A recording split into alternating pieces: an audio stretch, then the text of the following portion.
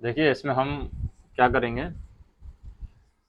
जैसे हम पहले कुछ 100 क्वेश्चन तो सॉल्व कर चुके हैं बेसिक सर्किट से रिलेटेड। अभी बाकी क्वेश्चन हम सॉल्व करेंगे। तो हम 200 क्वेश्चन के आसपास सॉल्व करेंगे, क्योंकि बेसिक सर्किट में 200 टाइप के क्वेश्चन ही बनते हैं, मतलब बहुत सारे क्वेश्चन रिपीट भी होते हैं।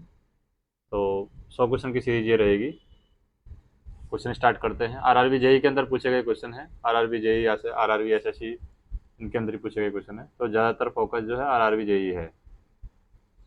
देखिए क्वेश्चन क्या है। एक हीटर है 12 घंटे के लिए 230 वोल्ट सोर्स से 7 एम्पियर का करंट लेता है। तो हीटर की खपत पूछी है। आरआरबी मुंबई में पूछा गया क्वेश्चन है।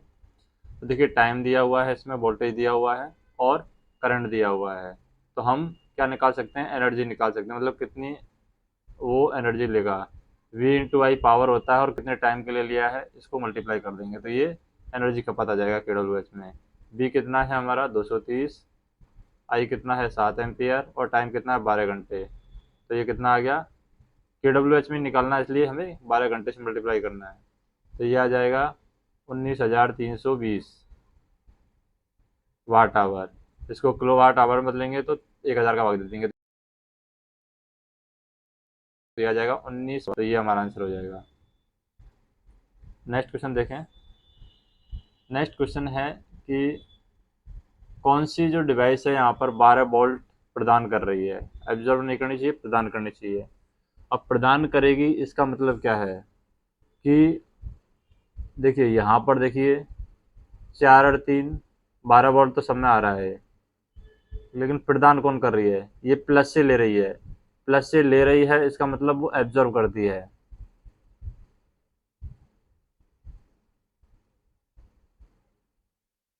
मतलब वोल्टेज प्लस माइनस है, करंट की डायरेक्ट प्लस से माइनस है, मतलब ये एब्जॉर्व कर रही है। यहाँ पर हम देखें 6 एम्पियर 2 वोल्ट 6 दूनी 12।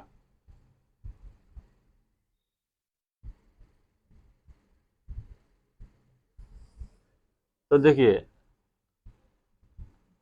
पॉजिटिव टर्मिनल से करंट है वो निकलनी चाहिए, मतलब सोर्स के पॉजिटिव टर्मिनल से हमेशा करंट निकलेगी। जैसे पॉजिटिव टर्मिनल है इससे करंट निकलेगी और नेगेटिव टर्मिनल से क्या करेगी, सोर्स में प्रवेश करती है। अब नेगेटिव टर्मिनल से सोर्स में प्रवेश नहीं कर रही थी, नेगेटिव टर्मिनल से बाहर निकल रही है इसमें।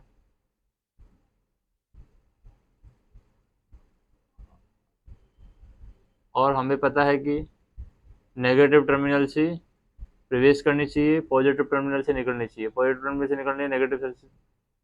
यहाँ पर हम देखें नेगेटिव टर्मिनल से प्रवेश कर रही है और पॉजिटिव टर्मिनल से निकल रही है, मतलब ये वाला ऑप्शन सही है। मतलब आपकी जो करंट है प्लस वाला है, प्लस मतलब कि ऐड हो रहा है, ऐड हो रहा है तो मतलब बाहर निकालो, ज़्यादा हो गया है। माइनस मतलब कमी है, मतलब करंट आनी चाहिए। ऐसे आप याद रख सकते हैं। मतलब देखिए यहाँ पर माइनस में करंट एंटर नहीं कर रही तो ये तो ऑप्शन गलत हो जाएगा।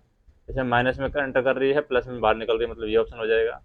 यहाँ पर देखिए प्लस से बाहर निकल रही है और माइनस से एंटर कर रही है, मतलब ये वाला ऑप्शन भी सही है। तो ये बी और डी सही है, बाकी ये गलत है। तो कॉन्सेप्ट बेस्ड क्वेश्चन है ये। नेक्स्ट क्वेश्चन देखें। यहाँ पर हम देखें कार्य करने की दर क्या कहलाती है, शक्ति कहलाती है। कार्य करने की दर, क्षमता, शक्ति। तो कार्य करने की दर है W/T। कार्य क्या है, जूल में होता है और समय क्या है, सेकंड होता है। तो जूल सेकंड इसकी क्या आ जाएगी, यूनिट आ जाएगी। तो कार्य करने की दर हमारी शक्ति कहलाएगी। नेक्स्ट क्वेश्चन देखें। एक्टिव एलिमेंट के बारे में पूछा है कि एक्टिव एलिमेंट कौन सा नहीं है। करंट सोर्स तो एक्टिव एलिमेंट में आता ही आता है, इसमें तो कोई डाउट ही नहीं होनी चाहिए।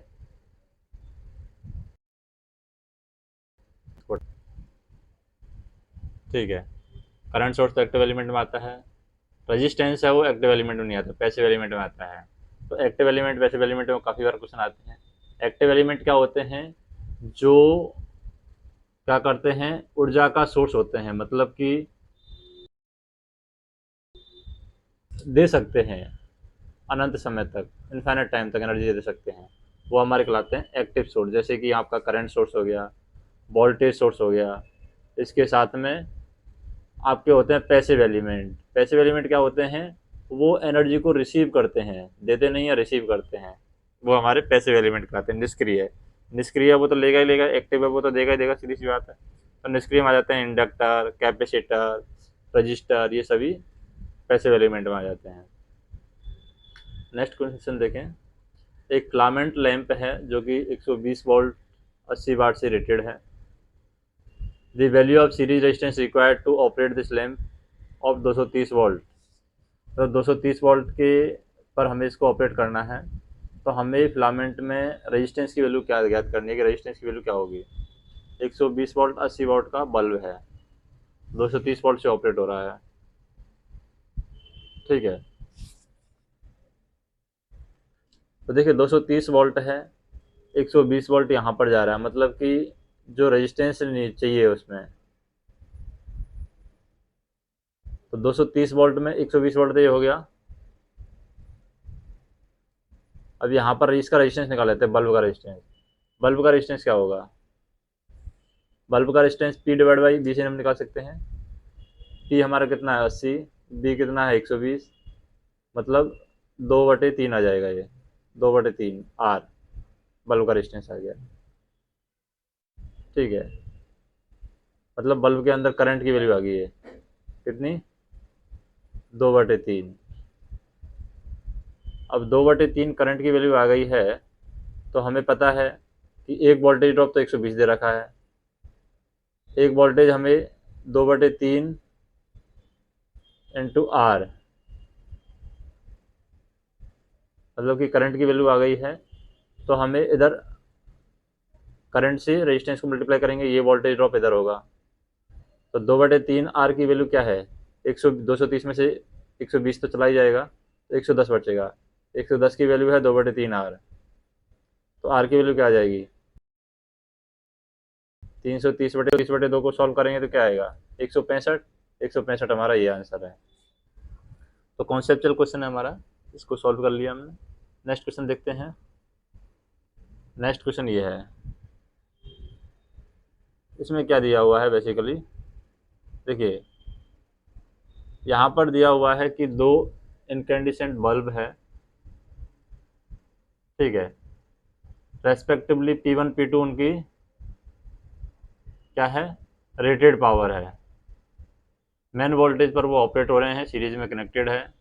Total power supplied by the main to two bulb, मतलब कि दोनों P1 P2 उनकी रेटिंग है, सीरीज में कनेक्टेड हैं, और उनको सप्लाई की जरूरत कितनी पड़ेगी, मतलब कि हमें मेन सप्लाई से कितनी पावर है यहाँ पर देनी पड़ेगी। तो मेन सप्लाई से जब सीरीज में कनेक्शन हो, तो मेन सप्लाई से जो पावर की रिक्वायरमेंट होगी वो क्या होगी, दोनों को मल्टीप्लाई कर देंगे, P1 into P2 divide by P1 plus P2।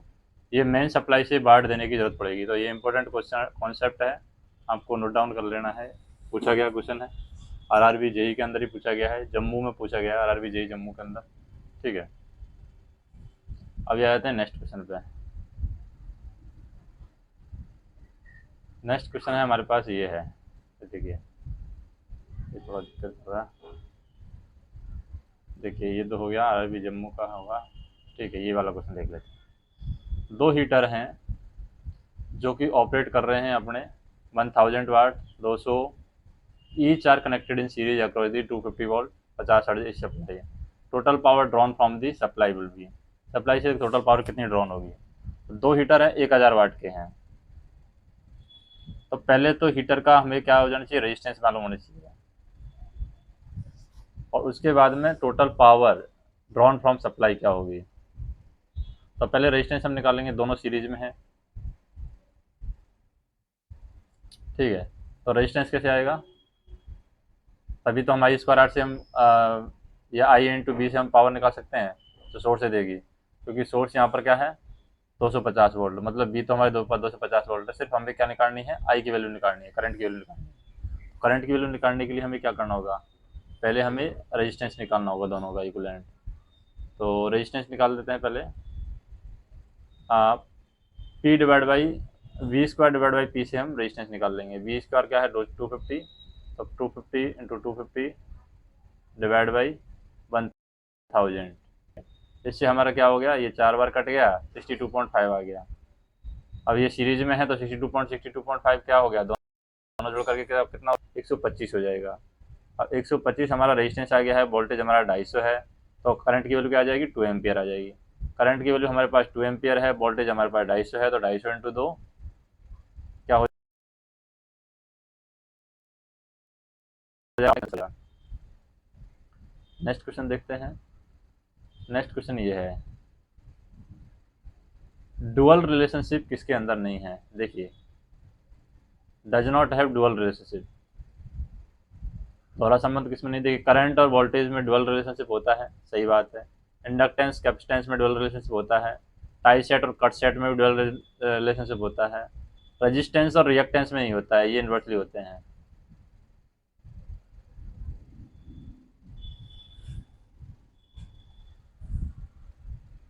ठीक है,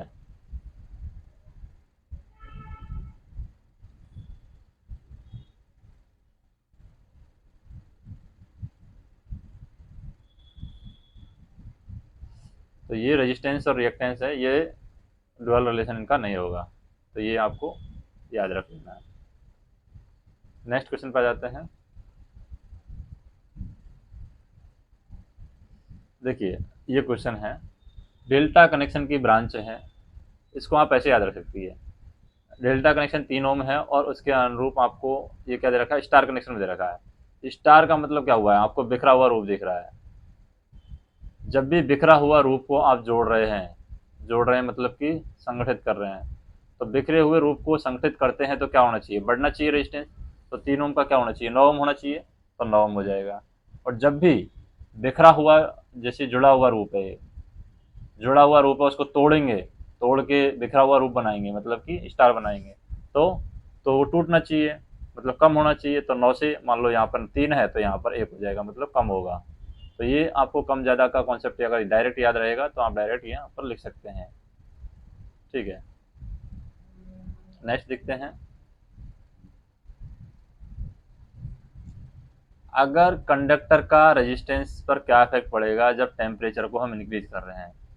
तो देखिए, टेम्परेचर को जब इंक्रीज करते हैं तो रेजिस्टेंस भी यहाँ पर क्या होता है, इंक्रीज होता है कंडक्टर का। जैसे कि हमारे पास शुद्ध जो कंडक्टर होते हैं, जैसे कि धातु है, तांबा है, चांदी है, एल्युमिनियम है, लोहा है, सोना है, इनका प्रतिरोध क्या है, ताप वृद्धि के साथ साथ बढ़ता है। और काफ़ी हद तक ये नियमित रूप से क्या करता है, तापमान के साथ साथ ही होता है। मतलब जैसे जैसे टेम्परेचर बढ़ेगा वैसे रेजिस्टेंस बढ़ता है, क्योंकि जो प्योर कंडक्टर होते हैं, प्योर कंडक्टर में क्या होता है, टेम्परेचर कोफिशिएंट हमारा पॉजिटिव होता है। क्या होता है हमारा, टेम्परेचर कोफिशिएंट होता है।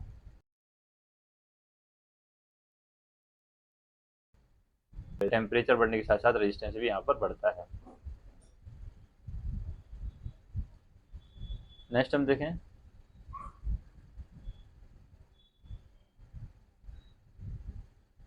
कौन सी चीज़ है जो यहाँ पर डिटरमाइन करती है सीरीज सर्किट में टोटल पावर आप कैलकुलेट कर सकते हैं। सोर्स वोल्टेज को करंट से मल्टीप्लाई कर दीजिए तो सीरीज आपको क्या पता चल जाएगा, टोटल पावर चल जाएगी सर्किट के बारे में। तो सही है, वी इंटू आई कर देंगे तो पावर का पता चल जाएगा। ये बोल रहा है total applied voltage to current, तो applied voltage, voltage applied to circuit, circuit को अप्लाइड वोल्टेज है, उससे तो नहीं पता चलेगा, करंट तो चाहिए, करंट से नहीं पता चलेगा, तो हमें वोल्टेज और करंट दोनों की जरूरत पड़ेगी, वी इंटू आई से हम पता कर सकते हैं। तो ये हमारा आंसर सही होगा। तो ये देखिए, इलाहाबाद जूनियर इंजीनियर पूछा गया है आरआरबी जे के अंदर। अभी आते हैं नेक्स्ट क्वेश्चन पे। ठीक है, ये क्वेश्चन देखिए, क्वेश्चन को थोड़ा सा बढ़ा लेते हैं क्या, ज़्यादा बड़ा हो गया। ठीक है, कोई दिक्कत नहीं है, हम ऐसे देख लेंगे। करंट 5 एम्पियर की है जो कि कंडक्टर के थ्रू फ्लो हो रही है। पोटेंशियल डिफरेंस दे रखा है 200 वोल्ट। पावर डिसिपेटेड क्या होगी, तो देखिए पावर इंटू बी इंटू आई होता है, डायरेक्ट पता है 200 इंटू 5 मतलब कि 1000 हो जाएगा, 1000 हमारा आंसर है। नेक्स्ट क्वेश्चन है, तो देखिए ज़्यादातर क्वेश्चन रिपीट हो रहे हैं, बी इंटू आई कॉन्सेप्ट से, नॉर्मल कॉन्सेप्ट से, इस तरीके के क्वेश्चन ही आते हैं। दो पैरेलल कंडक्टर हैं जो कि करंट कैरिंग कर रहे हैं सेम डायरेक्शन में, तो कौन सा सही होगा स्टेटमेंट?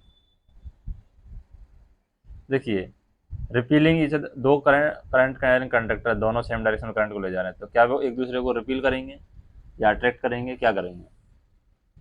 तो देखिए सेम डायरेक्शन में ले जा रहे हैं तो एक के अंदर इस तरीके से फ्लो होगी करंट, तो इसके अंदर इस तरीके से फ्लो होगी, मतलब मैग्नेटिक फील्ड, तो ये अट्रैक्शन का कारण बन जाएगा यहाँ पर, ये इसके अंदर इस डायरेक्शन में आ रही है और इसके अंदर इस डायरेक्शन में आ रहा है, अपोजिट डायरेक्शन में आ रहा है, तो मतलब अट्रैक्शन हो जाएंगे। There is attraction force between the conductor. क्यों होगा ऐसा, वो भी हम समझ लेते हैं क्यों होगा ऐसा। देखिए जैसे ये करंट को इस डायरेक्शन में ले जा रहा है, ये भी करंट को इस डायरेक्शन में ले जा रहा है, तो ये फोर्स इधर लगेगा और ये फोर्स इधर लगेगा, अट्रैक्ट करेंगे। और अगर मान लो ये डायरेक्शन अलग अलग होती,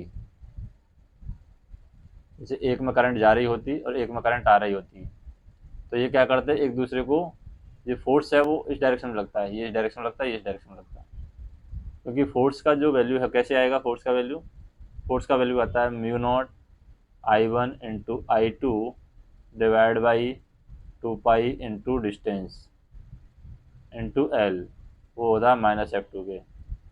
यानी अगर समान दिशा में करंट ले जा रहे हैं दो चालक, तो उनके बीच में आकर्षण बल होगा, और यदि दो चालक समान लंबाई के हैं और उनमें धारा की दिशा समान है तो उनमें आकर्षण बल लगेगा। यदि दोनों चालकों में धारा की दिशा विपरीत हो जाती है तो वहाँ पर प्रतिकर्षण बल लगता है।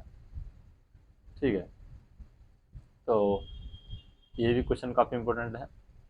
क्वेश्चन तो सारे इंपॉर्टेंट हैं जो एग्जाम में पूछे गए हैं, बाकी कुछ कुछ क्वेश्चन हैं जो आपको लग जाएगा कि हाँ ये क्वेश्चन है, ज़्यादा इंपॉर्टेंट रहता है। आप जब बार बार रिवाइज करोगे क्वेश्चन को तो पता चल जाता है।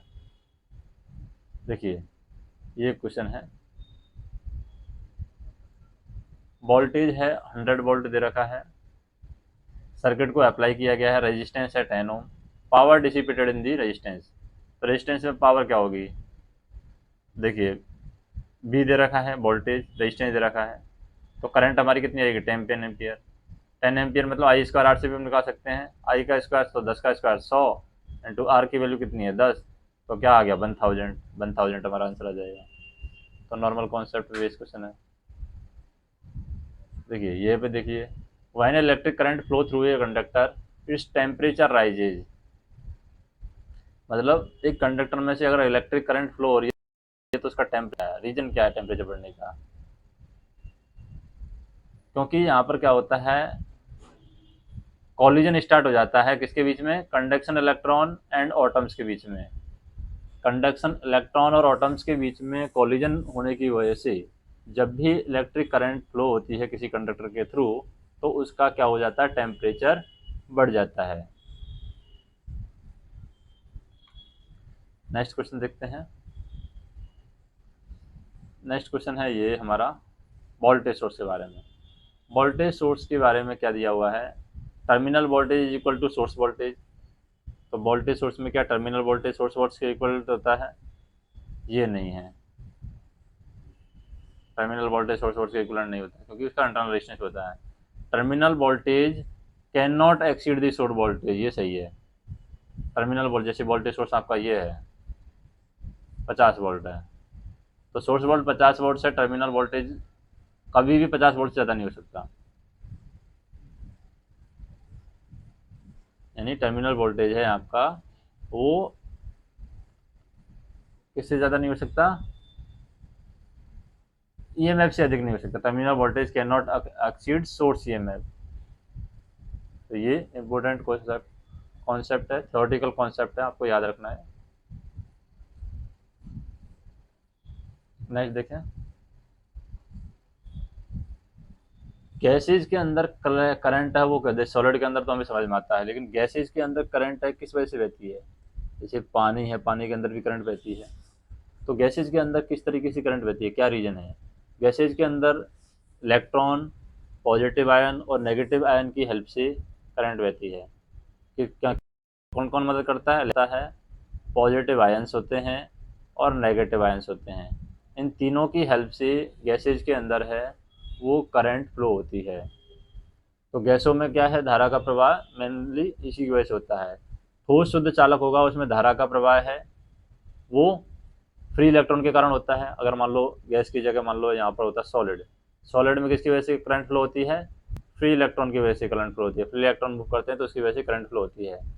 यानी फ्री इलेक्ट्रॉन की संख्या जिस कंडक्टर में ज़्यादा होगी वह कंडक्टर सबसे ज़्यादा अच्छा कंडक्टर माना जाएगा, मतलब चालक माना जाएगा।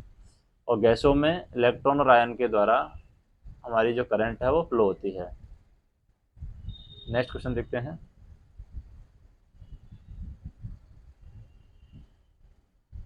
देखिए ये हटाओ। देखिए यहाँ पर क्वेश्चन है, चार 100 वाट के बल्ब हैं वो पैरेलल में कनेक्टेड हैं, 200 वाट की सप्लाई दी गई है। अगर एक बल्ब फ्यूज हो जाता है तो देखिए पैरेलल में कनेक्टेड है तो एक बल्ब फ्यूज होने से कुछ बाकी बल्ब पर कुछ फर्क नहीं पड़ेगा, तीनों बल्ब हैं बाकी जलेंगे जलेंगे, क्योंकि पैरेलल में क्या वोल्टेज सेम रहता है। ठीक है, आप इसको ऐसे भी समझ सकते हैं, अगर फ्यूज हो जाएगा तीनों बल्ब क्यों जलेंगे, वोल्टेज जो सेम पैरेलल ब्रांच में वोल्टेज क्या रहता है, सेम रहता है, इस वजह से जलेंगे। ये आपको पता होना चाहिए। अगर यही सीरीज में लगे रहते, एक बल्ब फ्यूज हो जाता तो सारे बल्ब बंद हो जाते। इसलिए हम देखते हैं कि स्ट्रीट लाइट में सारे बल्ब हैं और घरों में जो लगे बल्ब लगे हुए होते हैं वो सभी किस में लगे होते हैं, पैरेलल में लगे हुए होते हैं। ऐसे नहीं कि एक बल्ब खत्म हो गया तो सारे बल्ब खत्म हो जाए। तो पैरेलल कनेक्शन यूज किया जाता है घरों में, स्ट्रीट लाइट में, ताकि अगर कोई बल्ब फ्यूज हो जाए तो बाकी पर उसका असर है नहीं पड़ना चाहिए। नेक्स्ट क्वेश्चन देखते हैं। नेक्स्ट क्वेश्चन ये है, जैसे कि एक 100 वाट का प्रकाश है, एक सप्ताह में प्रतिदिन 10 घंटे जलता है, तो ऊर्जा का साप्ताहिक उपयोग क्या है। तो देखिए 100 वाट का बल्ब है, 10 घंटे जल रहा है, 7 दिन तक चल रहा है, तो 1000 का भाग दे देंगे, मतलब 7 यूनिट उसका एनर्जी आ जाएगा। ठीक है, नेक्स्ट क्वेश्चन देखते हैं। नेक्स्ट क्वेश्चन है, current is supplied by source. अगर सोर्स के द्वारा करंट सप्लाइड की जा रही है तो टर्मिनल वोल्टेज पर क्या इफेक्ट पड़ेगा। अगर सोर्स के द्वारा करंट सप्लाई की जा रही है तो टर्मिनल वोल्टेज है वो क्या हो जाएगा, डिक्रीज हो जाएगा। क्यों डिक्रीज हो जाएगा, कम हो जाएगा। क्यों कम हो जाएगा, अगर सोर्स के द्वारा करंट की सप्लाई की जा रही है तब उसका टर्मिनल वोल्टेज है वो कम हो जाता है, क्योंकि जो हमारा सर्विस तार होता है, जो भी सर्विस तार होगा, जो भी वायर हम यूज कर रहे हैं, उसका कुछ ना कुछ तो इंटरनल रेजिस्टेंस होगा ही होगा। इसलिए कुछ ना कुछ इंटरनल रेजिस्टेंस के कारण कुछ ऊर्जा की लॉस हो जाता है। इसकी वजह से टर्मिनल वोल्टेज हमारा घटता है। कभी भी टर्मिनल वोल्टेज है सोर्स वोल्टेज से ज़्यादा नहीं हो सकता। तो उसी कॉन्सेप्ट को यहाँ पर घुमा दिया है दूसरी तरीके से। नेक्स्ट क्वेश्चन देखें।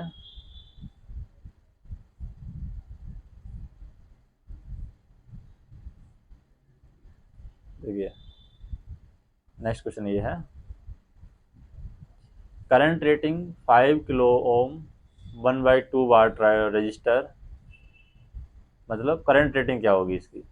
करंट रेटिंग निकालने के लिए फार्मूला क्या है, करंट रेटिंग निकालने के लिए फार्मूला है P/R से आप करंट रेटिंग निकाल सकते हैं। P/R को अंडर रूट में रख दीजिए, करंट रेटिंग आप इसे निकाल सकते हैं। क्योंकि P क्या होता है, I² R होता है, R से R कैंसिल आउट हो जाएगा, I बाहर आ जाएगा। तो इस तरीके से करंट रेटिंग निकाल सकते हैं। अब P/R, P हमारा कितना है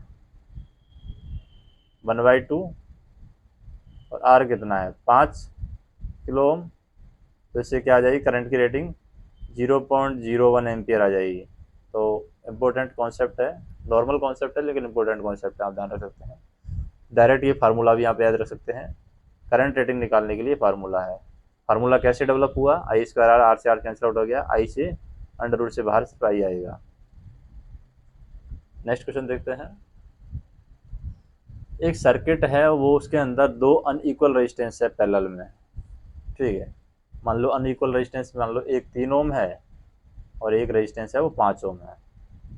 ठीक है, ये सर्किट है। इसके बारे में कुछ स्टेटमेंट यहाँ पर दिए हुए हैं।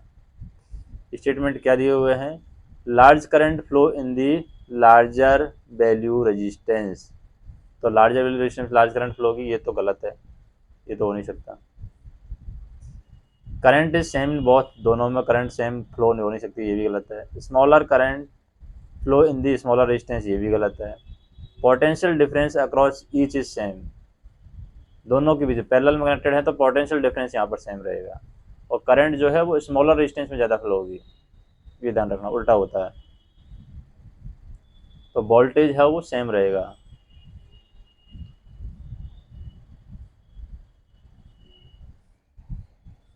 ठीक है, तो पैरेलल ब्रांच में वोल्टेज सेम रहता है।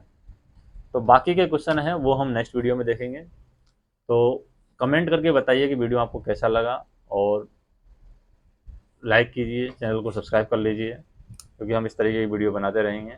और जो भी कोई आपके यार दोस्त फ्रेंड जो भी है आरआरबी जेई का तैयारी कर रहे हैं तो उनके साथ शेयर कीजिए, ताकि हम मोटिवेट हों और बाकी और वीडियो भी बना सकें। धन्यवाद।